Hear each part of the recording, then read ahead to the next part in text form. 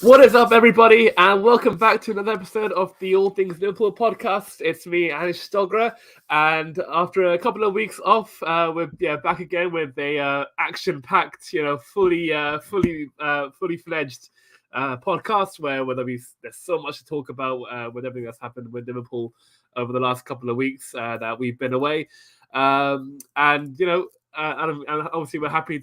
I'm happy here presenting this show still with everything to play for, and the red flag still flying very, very high. So it's a great time for the club. It's been a wonderful season, and now we are officially in the final month. 23 days now left.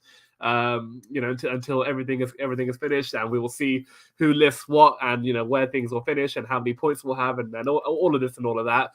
And hopefully we're all coming on the positive side of things at the end of this spell.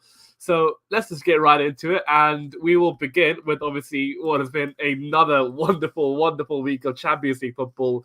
I mean, it's just the best, isn't it? It's the best competition in the world. It's better than the Premier League, in my opinion. More drama than in the Premier League. You know. Only the World Cup really can rival it, in my opinion, when it comes to the knockout stages. And as we've seen this week, as we've seen in pretty much in every single round, really, even in some games during the group stages, there was still a lot of drama there. And so let's begin with what happened on Tuesday night. So I know, of course, we all want to be talking about what happened last night, but let me go into it in chronological order. So up against Villarreal, of course, last week we won 2-0, very comfortable scoreline. Deserved to win 2-0 as well. Villarreal just, you can see what they were trying to do. They're trying to make things very, very difficult, and they did that in the first half. They were hard to break down. They were resolute.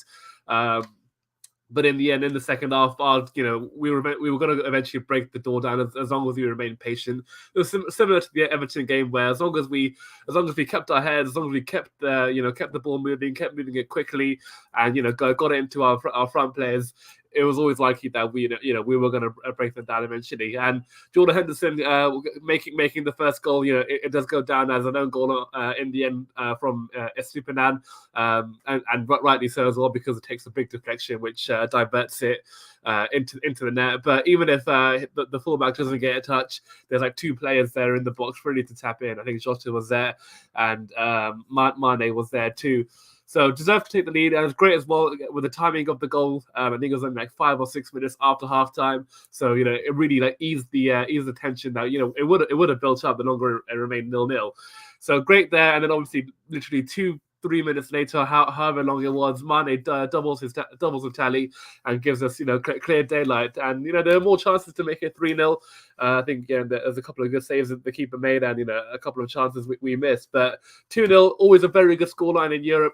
Of course, it's not like a completely safe scoreline, but the way I see it is that if you have a 2-0 lead, and that means in the second leg, if you lose 3-0 or by 3 goals, that means you don't deserve to be in the final. So 2-0, very good. Strong result, strong performance, another clean sheet, and seemingly halfway there to the final in Paris. But then what happened in that first half at Villarreal, I mean, that's probably the worst I think I've seen us play under Jurgen Klopp since, I want to say, that 4-1 defeat to Tottenham in 2017, the 17-18 season, where we just capitulated. Like we did not start. We were still. It felt like the players were still on the plane. I mean, I think they were space jammed. in all honesty. And they were nothing like. I mean, I don't want it to sound like a dig, but at the same time, I do want it to sound like a dig. But they were basically playing like Man United. They couldn't pass the ball. They couldn't they couldn't string 5 passes together, make any dribbles, or make any turns, get any shots on goal, or do anything that we had been doing pretty much all season. And Villarreal, credit to them, Unai Emery and the team, they are masters in Europe. Of course, they did it last season with the Europa League, went on to win that. against Manchester United and deservedly so as well. And then again with the knockout stages this time around in the Champions League, going to Bayern Munich and getting a draw there and winning at home the first leg, and Juventus, winning 3-0 on their ground. So they deserve respect, and they showed why they're in the semi-final, because they show a lot of quality, they show a lot of heart, determination, and everything that you need, to succeed in the Champions League. And the perfect start they made, deservedly so. I thought the fullbacks, Trent and Robertson, they didn't have particularly good games. On that occasion, actually, it was Naby Keita's fault for stopping the cross on that left-hand side. He should have just be closer to the marker. Don't give him an opportunity to put the ball in. But then, even then, there were still opportunities to clear the ball. Robertson was sleeping, and the guy at the far post stole in, and the guys in the middle also sleeping, leaving the player in the center of the box with an easy tap in. So woeful start from us to a great one for them.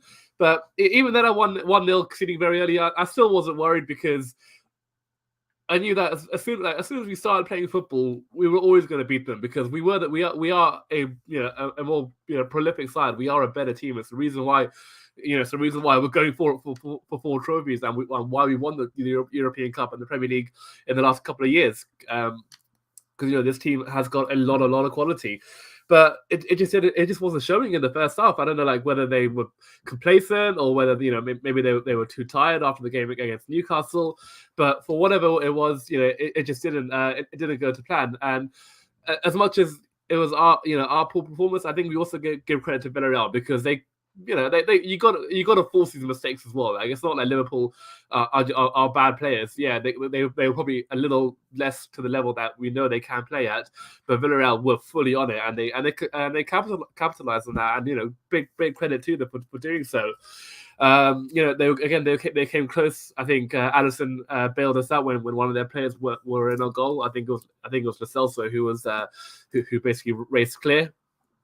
And then to a lot again, pretty much a replica of the first goal. A ball coming in again. Firstly, you don't stop the cross that comes in, and then Trent, like Robbo, sleeping on the far post, and then who is it again? Coquelin, the former Arsenal player, probably the biggest goal he scored in his career. Put Villarreal level on the night, and in front 2-0 up in front on the night, and level on aggregate, and you had no complaints. But even then, again, like with the first goal and like with the second goal, I still wasn't worried, because I knew that as soon as we could start playing football, we can start being braver on the ball, like we know we can play, and when we can start getting our triangles going and our 1-2s and all of that, we were always going to score, and that's exactly what happened. Second half, Luis Diaz. I'll get onto him in a minute, because he deserves a couple of special comments. But Diaz coming on straight away in the second half, and I think Klopp said after his post-match press conference that any one of the front three could have been taken off. On this occasion, it was Jota. Diaz coming on. A change had to be made at halftime. I thought it was going to be 2 or 3 changes, but what Klopp does so brilliantly is that he trusts the team, and he drills into them like, you guys can do this. You are very, very good players, and that's what happened in the second half. So Naby Keita, an absolute shell of a player in that opening period, completely different in that second. He dictated play. He started winning second balls. Whenever he was pressed, he remained strong. He held on to it, and showed skill where necessary. To be a man. So very good from him in the second half. Same with Thiago. I mean, Thiago's been unbelievable in the last couple of weeks. Also been, nominated for Player of the Month, and deservedly so. But in that first half, absolutely woeful. I mean, I never seen him give away so many passes in my entire in my life. Since he's joined Liverpool. But again, in the second half, the Thiago that we have seen over the last couple of weeks, and the Thiago we know, who is one of the best passers of the ball in Europe. Very good from him in the second half. And Fabinho, so of course he's the one who gets the goal, and a very, very good goal too. The way it built up from him, making a run through those players, again being brave. That's what we weren't in that first half, and that's what Fabinho was for the goal. He surged forward, he took a chance, and if you take a chance, more often than not, it pays off. And as the old saying goes, fortune favors the brave. And Fabinho was brave there, and he certainly got rewarded for it, and deservedly so. So great play from him. Salah again, another assist. He might not be scoring as many in recent weeks, but he's getting assists, and a lot of assists.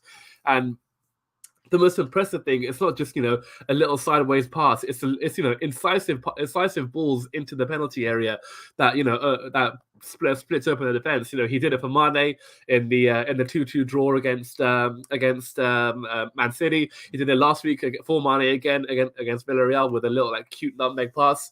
And again, he did it for Fabinho, sliding it through between two I think it was the left centre back and the left back. And credit to Fabinho, because they were analysing it after the game, and he looks and he shapes as if he's going to put the ball across the box, and that's what everyone was thinking. It's Fabinho. Okay, he can strike a ball pretty well, and he has got a couple of goals this season, but to try and score from that angle, it's almost near impossible. But again, you got to give credit to him and showing that coolness and that calmness and that ingenuity to spot to make the right judgment call. And really, again, the goalkeeper, he thinks as everyone else does in the ground, that Fabinho will put it across goal, where there was I think Mane there and Diaz was there too. But Fabinho very smartly sees that Rooney's kind of out of position, and he spots a pretty good gap at the near post, and then he absolutely smashes it in. Again, though, I think the keeper should have done better, because it goes through his legs, and when you get a large part of your body beneath the ball, I feel you should stop it. It's the same with penalties. If you get a glove onto the ball, you should always stop it, and it's the same there for Rooney. So really, yeah, I think he should have stopped there. Should have stopped that, but didn't. And again, the luck. Like I said, fortune favors the brave, and if you don't take your luck, if you don't take any, you don't take your shots, you don't score. So great for Fabinho. I think that's his 8th goal now this season. So brilliant for him, and he's been a real tool for us both. Of course, defensively he's been fantastic this season, and now going forward he's popping up with big goals here and there. So great for us to get us back in the game on the night and back in front on aggregate, and it really it kind of settled things down. So when Villarreal, at the second half, they were nowhere near the level of that first half, and understandably so as well, because they put so much effort, so much energy into that opening 45 minutes, and the way Emery and Villarreal normally play, they're quite well, like how they did in the first leg, difficult to break down, hard to get past, but on this occasion they had to go for it, because if they didn't go for it, they don't score and they don't win. So again, from the first half, unbelievable, absolutely fantastic, but it took it all out of them, and then that played into our hands. So we had the energy, because that's how we always play. We play with very high intensity, and the players are used to it. But Villarreal, they couldn't keep up, and even when they came forward, they couldn't break with pace. And even when our players were quite high up, they could easily catch back and and make a recovery tackle pretty simply.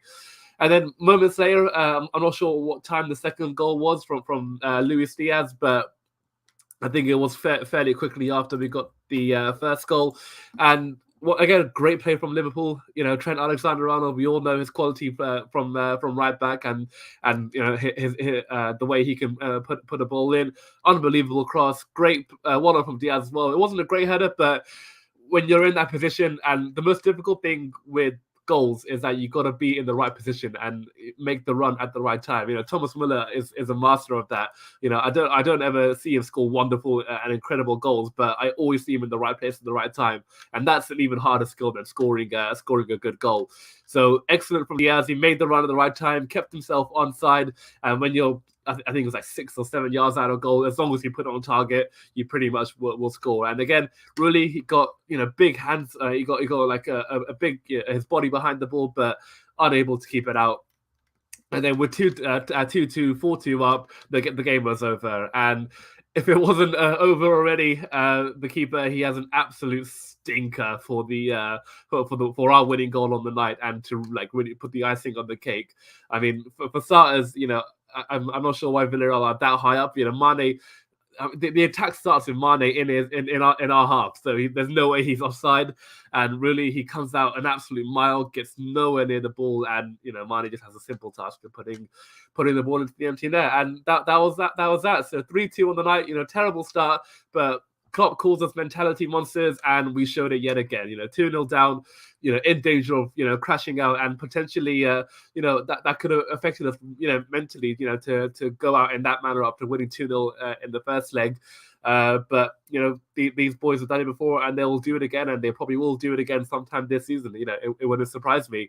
So excellent second half, 5-2 on overall in aggregate, and another European final. I mean, before Jurgen Klopp came in, I've been supporting Liverpool for about 10 years. So when did he come in? 2015, I think. 2015. I'd been supporting Liverpool since 2006. So nine years I've been a Reds fan. And in that time, I generally wasn't sure like how many European Champions League finals I would ever see Liverpool play, never mind even win.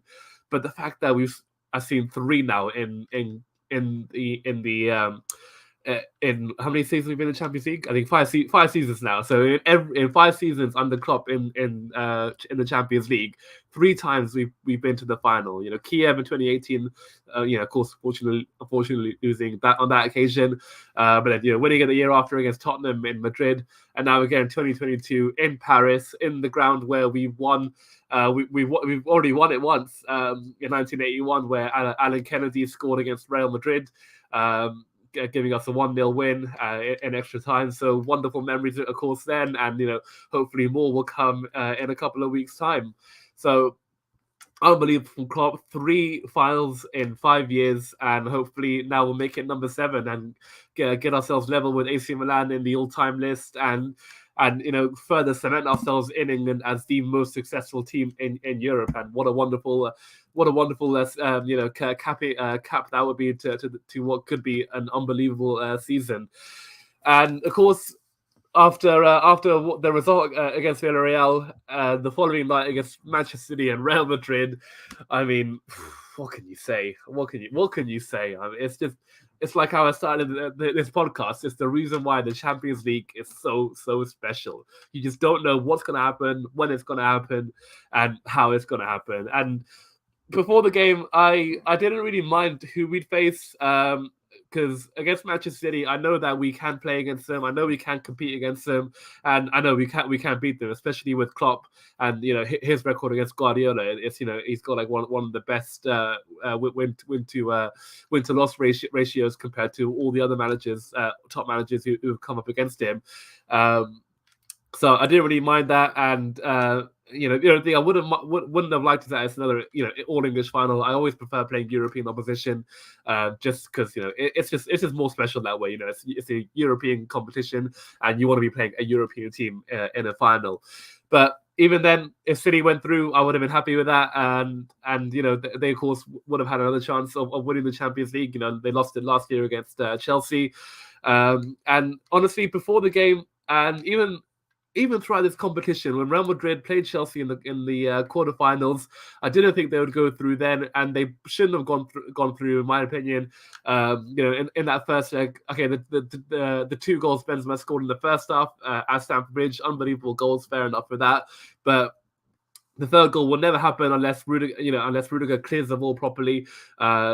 Before Benzema can nip in, or even Mendy should clear the ball as well. So Chelsea had a few chances to prevent that third goal at Stamford Bridge, but even then, they still had chances in that first leg to really reduce the deficit. And then at the Bernabeu, they were 3-0 up. They did the job, but then mistakes again. Of course, the first goal, you can't really give any mistakes about that. That pass from Modric, I mean, we're still talking about it now. It's I think it was like a month ago now, or 3 weeks. But what an incredible pass that was. And, they deserve to score that goal based on the quality. But again, for 3-2, Benzema scored again. Again, that doesn't happen if Rudiger doesn't slip. If he doesn't slip, I think he gets there and he clears the ball. And again, like in the first leg, Chelsea had the chances to score. They had chances to force a penalty shootout to even win the game. I think Jorginho had a good chance. Kai Havertz had a good chance. I think Pulisic had a chance as well. So there were moments there for Chelsea to win, but they didn't take it, and they went out. So fair enough. But against Manchester City, and the way City were playing. And looking back on it now, when they were 2-0 up, they were 1-0 up in 2 minutes from Kevin De Bruyne, and then I think it was like 7 or 8 minutes later from, I think it's Phil Foden who made it 2-0. It's not an exaggeration to say that they could have been, and probably should have been 4-0 up before Real Madrid made it 2-1. I mean, they were absolutely dominant. I remember Mahrez having that chance where he should have slid it across to Foden, but he went for a shot and he hit the side netting. Excuse me. And there were a few. I think Foden as well had another one where he just slid it wide off Courtois' post. But Benzema, he got them back in the game, and unbelievable goal there. But again, in the second half, they were 3-1 up.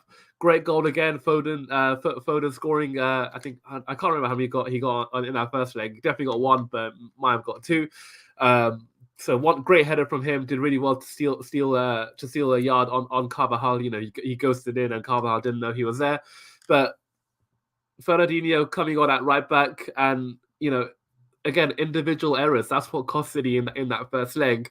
So Fernandinho, knowing that he's 37 years old, knowing that he's coming against Vinicius Jr., one of the quickest players in the world, you know, don't press high on him. Give him a bit of respect. You know, he will beat you for pace, and that's exactly what happened. Fernandinho was too high on Vinicius. It was a little dummy, and as soon as that happened, that's it. It was over. But even then, there was still so much time before Vinicius had a chance to score. So City should have realized, you know, to bring a man over, to close that space down. And, you know, there were only 2 Real Madrid players, I think, making their way into the box, and there were 3 City defenders. So I think it was Laporte who was on that right side next to where Fernandinho was playing. And Laporte should have come over, should have closed the gap down, but he didn't, and Vinicius was able to get them back in the game again. So sloppy goal there, and then Bernardo making it 4-2, great goal. I think Courtois should save it, but you know, fair play to Bernardo. Again, like Fabinho, if you don't shoot, you don't score. He shot, he scored, fair play. But Laporte, you know, partly at fault for the second goal, definitely at fault for the penalty. You know, stupid handball. Like, why is his hand up there? No need. And then Benzema, I mean, what a man, what a player. Panenka there, and you know, balls of steel as well, because I think I remember the commentator saying that before that he took that penalty, Real Madrid played Osasuna in La Liga, and he missed 2 in that match. So to step up and chip it in, I mean, it's why he's, you know, in contention for the Ballon d'Or this year, and deservedly so. So great goal for him. And again, even though Man City probably a little bit annoyed that they didn't win by a bigger scoreline, or didn't, you know, see out the game in a more comfortable fashion, they still won the game, and you can never ever be annoyed at winning a football match. So going into the second leg with a 1-goal advantage, it was a terrible game. You know, I'm not going to lie. For 70 minutes until Mahrez scored, it was not a good match. You know, Real Madrid didn't really create much. Man City had some moments, but again, didn't really like. I think they were kind of playing in a way where they felt like, we don't have to score here. Just, you know, be tight at the back, and the job is done. But Mahrez, great goal from him, and you know, it was actually a good substitution from Guardiola. I remember watching it last night, thinking, why are you taking De Bruyne off? He's your best player. And Gundogan came on in his place, made an instant impact. You know, it's a very good turn. I think he got away from might have been Valverde or Modric. I can't remember who it was. But great pass from him into Bernardo Silva through midfield, and Bernardo made the right choice, moved it right to Riyad Mahrez. And again, like for the goal, the 4th goal that Silva scored last week at Courtois' near post, same again for Mahrez. And it's a very good strike from the winger. You know, he catches it very well, gets a lot of power, a lot of accuracy. But when it's on that side, Courtois' side, he should save it, but he didn't. So you know, 2-0 up, 15 minutes to go. It seemed dead and buried, and you know, you can see the Real Madrid fans. They were leaving their ground. It was silent in the stands. They just didn't look like creating. Well, even when they did create some chances, they were either offside or, you know, they didn't take them. And it just seemed like that was that, you know, an English final for the second time in a year. You know, it's the first time in English history as well that it's happened, where, you know, English teams have made it to successive Champions League finals. And, you know, Guardiola, he took off his best players, I think he took off Jesus, took off De Bruyne, of course, and took off Mahrez, and it seemed like that was that. He's bringing off Fernandinho, and it felt like game over. But then the drama happened. I mean, for 1-1, firstly, Eduardo Camavinga, big applause for him. To play that pass to Karim Benzema, like it looks like an easy pass, but in reality, that's one of the most difficult passes any player could produce. It's something like only Andrea Pirlo or Busquets or Xavi or Iniesta, those kind of players that could only produce that kind of ball, and it's absolutely perfect to Benzema. When Camavinga's like 40 yards out from goal, he has to like float it over the top, make sure it's not too quick, not too much power onto it. Benzema catches onto it, and Rodrigo came on. I think came on for Modric, and then Valverde moved into midfield. Did very well to get in front of Edison and tap in. But even then, okay, yes, there was obviously going to be a bit more drama, and there was going to be a bit more excitement. But City was still 6 minutes away, 6 minutes when the board went up. At that stage, if you've got strong mentality, strong character, and big personalities in that team, you don't concede. Like, you don't concede twice in 6 minutes in any time of play, whether you concede in the first minute of the match and then you concede in the 6th minute. You just don't do that. So at that time, I thought, okay, Real Madrid score. It'll be a bit tense for Manchester City. They'll have some shots. They'll put the ball in the box, and they might have a couple of shots on goal. But I fully expect City to get the job done and to see it up the line. But I'm honestly, I can't even remember the whole goal, because I think by the time BT Sport had stopped showing the replays, they were on the attack again. So I don't really know how it happened from kickoff. I think actually, yes, I do. I think Edison, they played all the way back to Edison. He kicked it long, and then Real Madrid just built the attack up, and they went through, and then I think it was Danny Carvajal, absolutely brilliant cross from him. I mean, Trent-esque, the way he delivered that, the pace, the power, the accuracy, and the height he got onto that. Wonderful cross from him. I think Asensio gets a little touch, because if he doesn't, I'm almost certain Laporte clears it. But Rodrigo, unmarked. How are you unmarked 6 yards out from goal, for starters? And then for seconds, he's one of the shortest players on the pitch. He's like 5 foot. I don't think he's taller than 5'9". I mean, let me have a look at this, because he's not a tall player. Rodrigo, 1.74 meters. So like, what is that? 1.74 meters. 1.74 meters to feet. He's 5'7". He's 5'7", and he's able to leap like that and get a free header. I mean, Man City should have been in the final. They should have been in the final, because the way they played in the first half and the way they played at the Bernabeu for 90 minutes, 90 minutes until it was 1-1. But when you see the goal like that, then you have no sympathy whatsoever, and they have only themselves to blame. Guardiola should take the blame again, making the poor substitutions. You can make some changes, don't get me wrong, but you got to still keep one of your best players on the pitch, and particularly De Bruyne. I mean, City are just they're a bang average team without Kevin De Bruyne. I'm not afraid to say that, because it showed in the FA Cup game when we played them 3-2. They just didn't look like creating anything whatsoever, and it was again like that when in extra time when De Bruyne wasn't on the pitch. They just didn't look like creating anything. So Rodrigo making it 2-1, absolutely unbelievable scenes. And again, credit to Real Madrid. They've done it every single round. They did it against PSG, did it against Chelsea, and did it against Man City. So, and like I just mentioned a bit earlier, you can buy quality, you can buy unbelievable talent, but there's one thing that you can't get, and that is character. And Real Madrid have that in abundance. So wonderful from them, thoroughly deserved. Carlo Ancelotti, I mean, this is why he's one of the best. The best has ever seen. He's up there with Sir Alex. He's up there with Jose Mourinho. Up there with Jurgen Klopp. Up there with all the great managers in football history. Jupp Heynckes. There's so many more I can name, but we might be here all night. But wonderful, unbelievable character from him. Brilliant substitutions. Rodrigo coming on, making the 2 goals. Camavinga playing a part in the build-up to the first and second as well. So outstanding from him. And unbelievable drama, and we would have 30 minutes more. And then I think when it went 2-1, it kind of had like an inevitability about it that Real Madrid were just gonna get the job done, and not because I felt they could potentially create, because I still thought City could do okay defensively, but I think they were just mentally broken. I honestly thought that. Honestly believed that, and it showed for the penalty. Ruben Diaz, who has been unbelievable for Manchester City since he signed for I can't remember where he came from, but he's been there for now 2 seasons now, and deservedly, their best centre back, one of the best in the league, but a terrible call, to try and win the ball. I think it was Benzema who nicked it for the penalty to make it 3-1.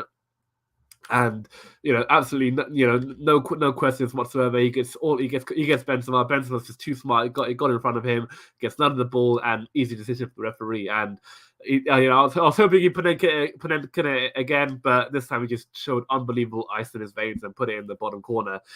And then that 3-1, it kind of felt like that. I can't recall. I mean, there was one chance. Yeah, there was one chance City had right at the end of the first period of extra time. Foden got the header, really good header. Again, like Rodrigo, a small player should not be winning the ball, but he did. So fair play to him. Great header. Courtois made a very good save, but Fernandinho, I think, again, if you have even like Raheem Sterling or even like a Chris Wood, if a Chris Wood was in that position, he has the composure and the calmness to take a touch and just put it into empty net. And Fernandinho, he's a defensive midfielder for a reason. He's very, very good at that. He's been very, very good at that for so long, but he's not a finisher. And it told on that occasion when the ball rebounded to him. If he takes a touch, he can just tap it in easily, but he doesn't. And that was it, wasn't it? I think Real Madrid didn't have another chance. Man City didn't have another chance, and it's an absolute disaster for Man City. It's another heartbreak. It's in 6 years now since Guardiola's been there, and on so many occasions they've had opportunities to get into the latter stages and to go on to win it. Monaco in his first season, they lost in the round of 16. Liverpool in the 17-18 season, that was the year they were Centurions, but they were trounced by us. 18-19 against Tottenham, conceding 3 goals in the manner they did, and again missed so many chances. And then 1920 against Lyon, I mean, that was his old Guardiola's fault. Like, I don't know what kind of team he was playing there.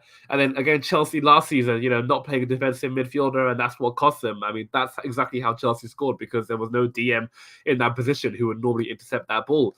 So again, Guardiola, Man City showing that those frailties, and now it will be Real Madrid in the final. So I'll talk about that quickly after the next topic. So Man City, of course, now they got 4 games to get over the line to make sure they make it back-to-back league titles, and I think it'll be a 4th title in 5 seasons. And they'll have to show it, because this is now going to be the biggest test of their character. I think ever. I think since Guardiola's come in, I think they've never really had this kind of test before, where their week has kind of fallen apart where their week has fallen apart. Because in 18-19, yes, they lost the Champions League against Tottenham, but that was in the quarterfinal stage, so they still had a long way to go before reaching the final. And they were still in the FA Cup, and they had already won the Carabao Cup, so there was still a lot of positivity around the club.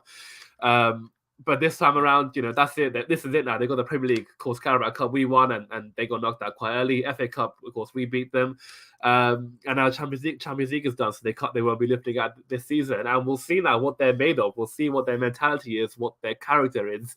How strong is that team in their head. Again, there's no doubt in their quality whatsoever. They're one of the best teams in Europe, and they will always score, and they'll always create.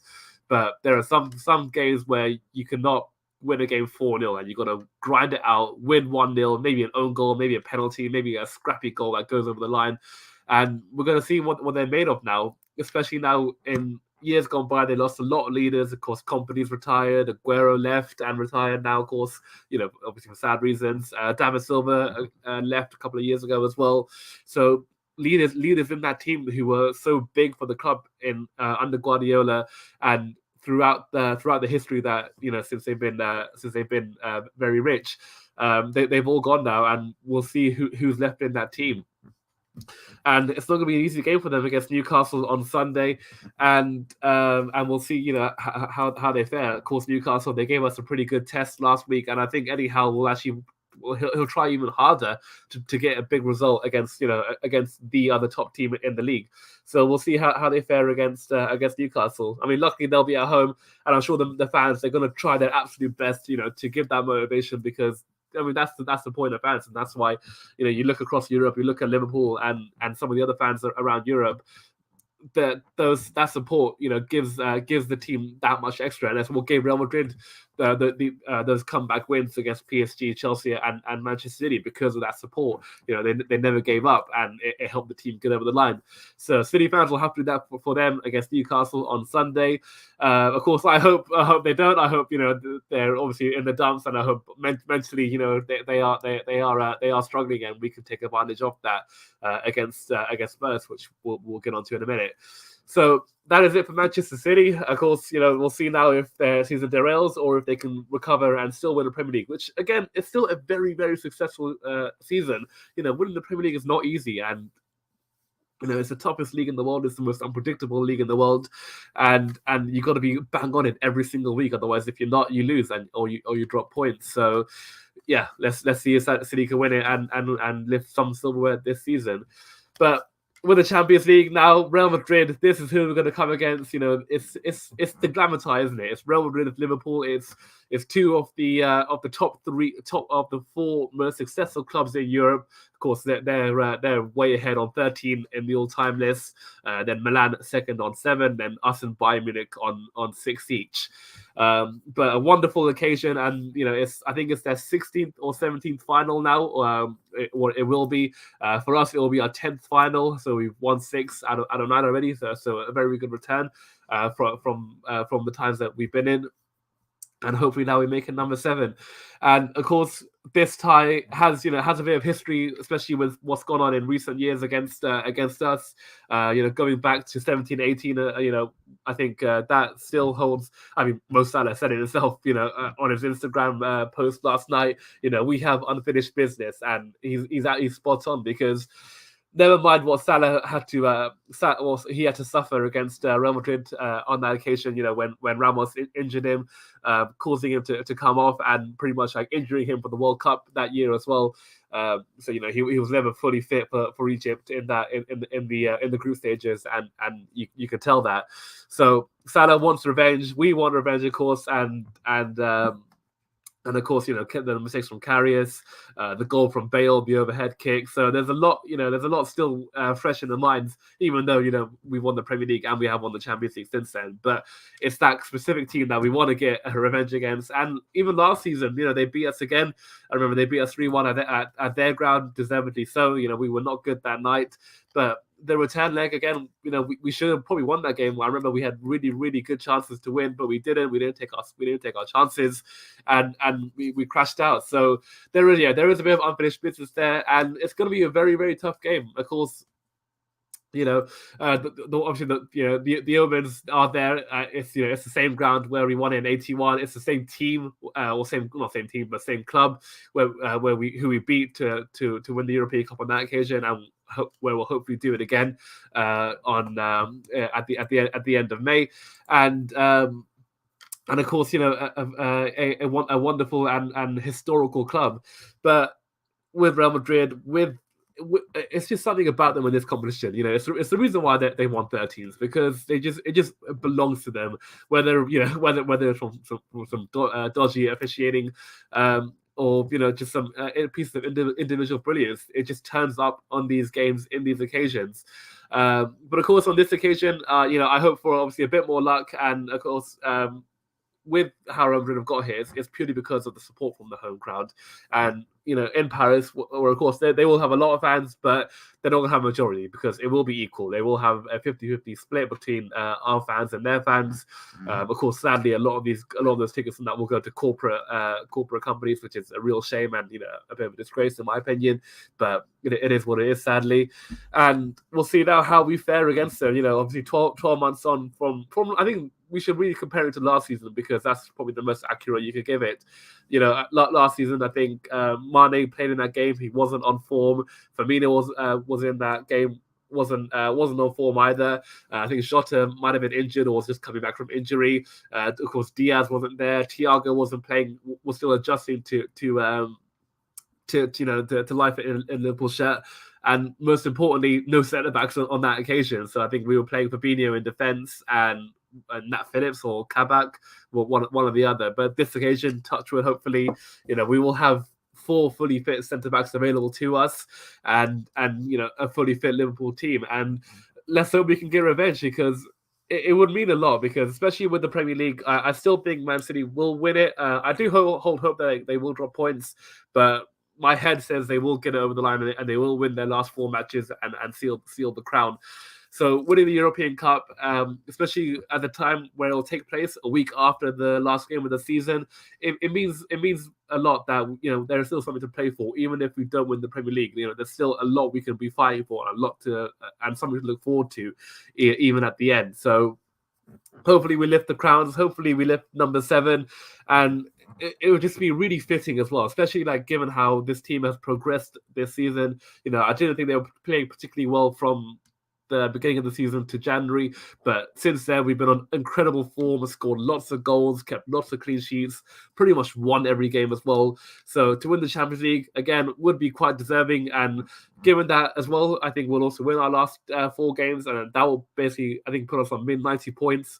So again, a very high tally, but we will win the league, and the Champions League again will basically make up for it, and give us a reason why and give us a big feeling and a lot of success this campaign. So let's hope for revenge. Let's hope we get the job done, and hopefully we're lifting big in Paris on the 29th of May.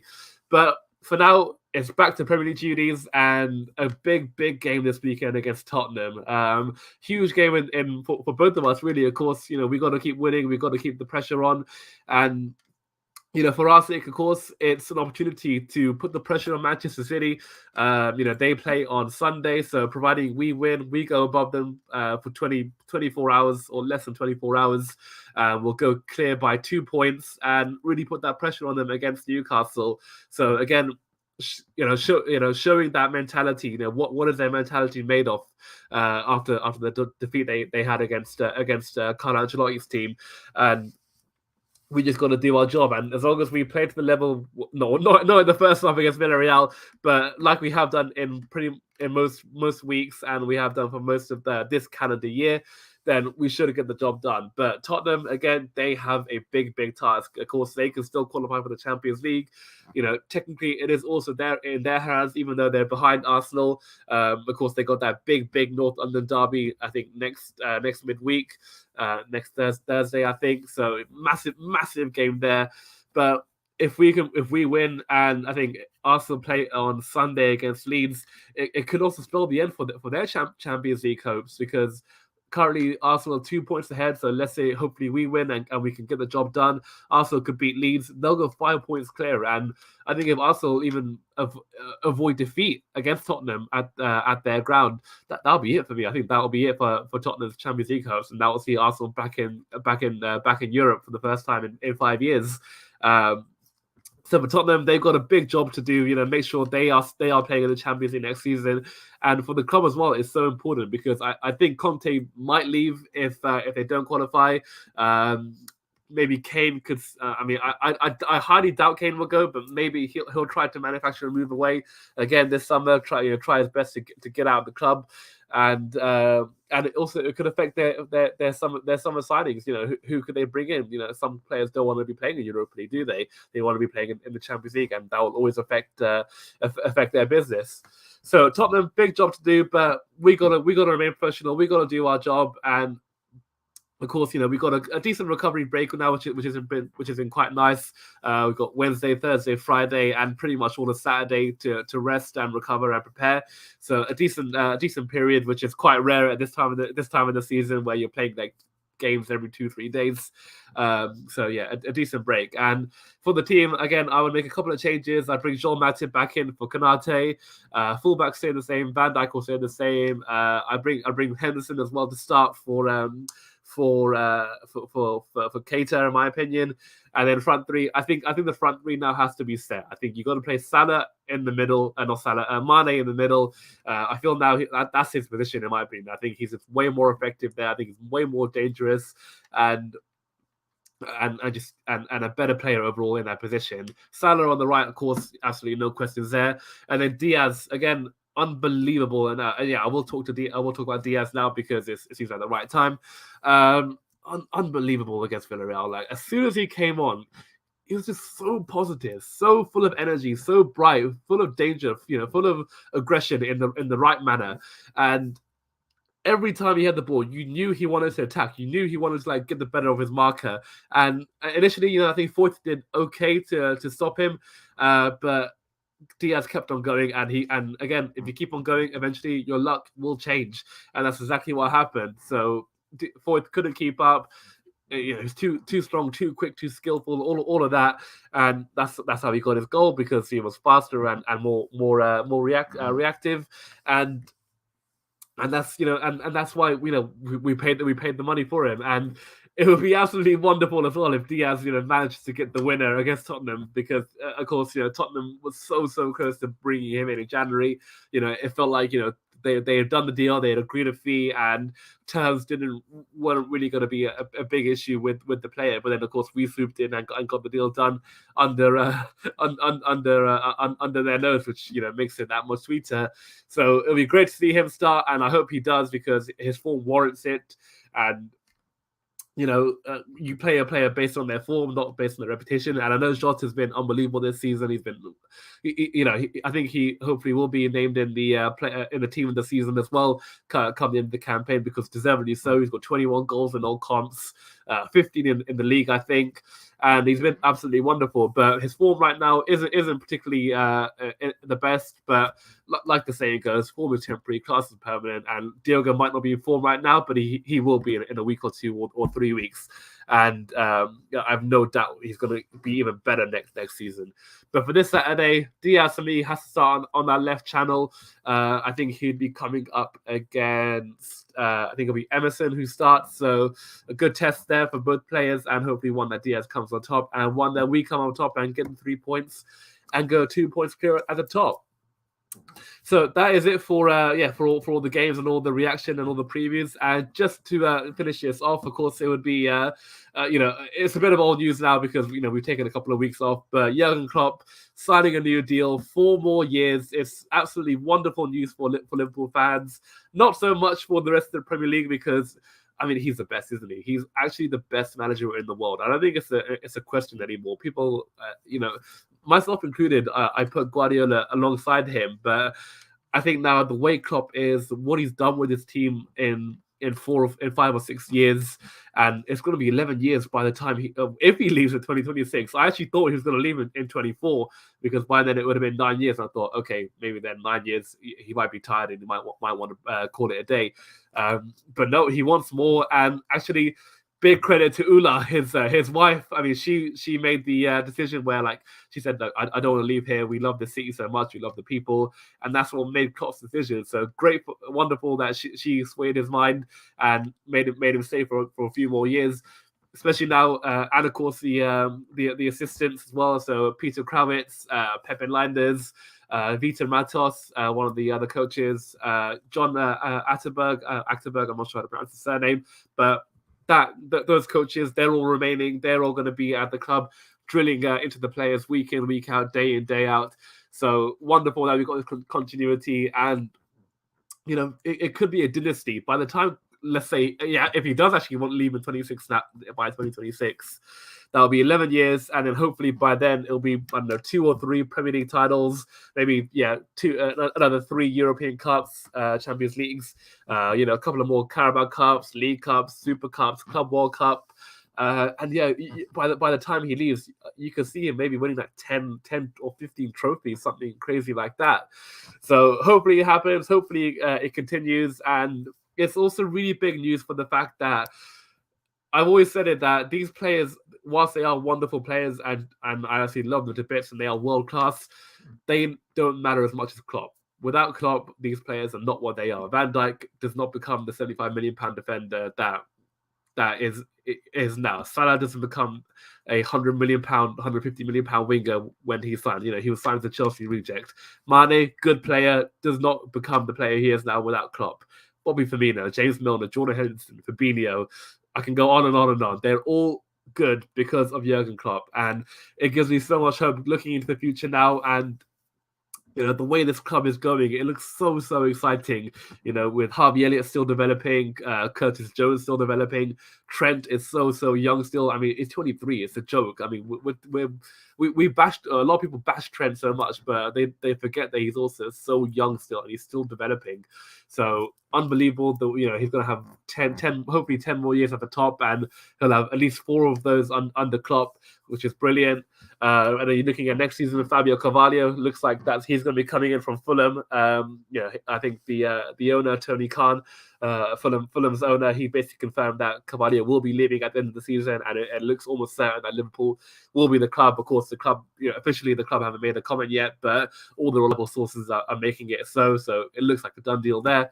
And even elsewhere, Jude Bellingham rumors still continuing. Aurelien Chouameni from Monaco, he's been heavily linked as well. So you can see this club, they're making unbelievable moves, and they're refreshing the squad at the right time. You're looking at the team now, the likes of Henderson, Milner, they're slowing down now. They might have like another year or two at this level before they might call it a day, or they might have to be moved on. But you can see the club are planning for the long term, and it looks very exciting. And with Klopp there, with him there to develop the players and the coaches, it just bodes well for the future. But anyways, that is all we got for today. I hope you will enjoy this podcast. We'll be back again sometime next week, pretty much this time, in fact, to review, of course, the Tottenham game.